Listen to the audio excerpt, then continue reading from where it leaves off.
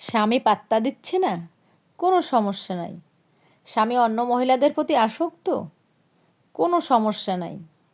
কেউ কোনো কথার দাম দেয় না, কাউকে পাশে পাচ্ছেন না, বাদ দিন এইসব, একদম মাথা থেকে ঝেড়ে ফেলুন।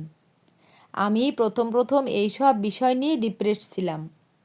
সবশেষে ভাবলাম এইভাবে চলতে থাকলে মরা লাশের মতো বাঁচতে হবে।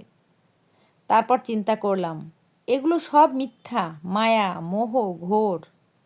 মরার পর কোনো আপন মানুষই যাবে না সাথে। তাহলে কেন তাদের জন্য কয়েকদিনের এই জীবনে কষ্ট নিয়ে বাঁচব? যে যা করছে করুক, নিজে কিসে ভালো থাকব সেই চিন্তা করব এখন থেকেই। যেই ভাবা সেই কাজ। নিজেকে সময় দিই এখন, নিজের যত্ন নিই। যেহেতু আমি মুসলিম, সেহেতু নামাজে মনোযোগী হওয়ার চেষ্টা করছি। আপনজনের সাথে যতটুকু কথা বলার দরকার ততটুকু কথা বলি, বাড়তি কথা বলি না। স্বামীর থেকে নিজের ভরণ পোষণের যা খরচ দরকার তা আদায় করে নেই। সে এখন কি করলো, কার সাথে কথা বলল তা নিয়ে চিন্তা করি না। বিশ্বাস করেন, এখন খুব ভালো আছি, মানসিকভাবে খুবই শান্তিতে আছি। অনেকে এইসব আপন মানুষের জন্য ডিপ্রেশনে ভুগছেন। তাদের বলছি, আমার মতো করে এইসব কাটিয়ে উঠতে শিখুন। যখনই মনে আসবে আপনি খুব একা, কাউকে দরকার, ভালোবাসা দরকার, তখন এই কথাটা ভাববেন, দুনিয়ায় একা আসছেন, একা যেতে হবে। যাদের জন্য ভাবছেন তারা আপনার সাথে যাবে না।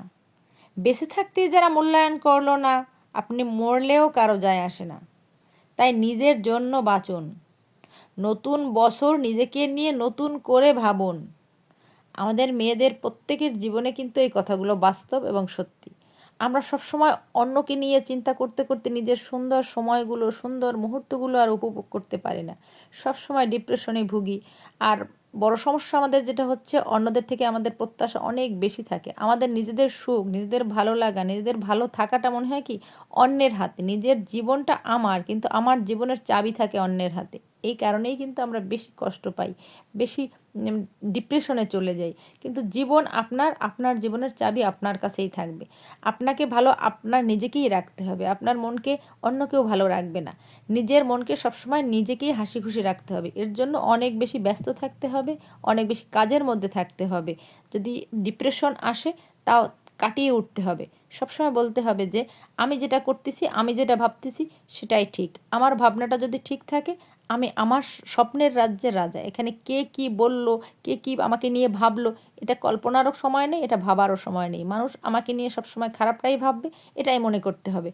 কিন্তু সেই ভাবনায় আমাকে বসে থাকলে হবে না। আমি যদি মনে করি যে আমি ঠিক করতেছি এবং আমার ভাবনাটা যদি সঠিক থাকে, সেভাবে এগিয়ে যেতে হবে ইনশাআল্লাহ।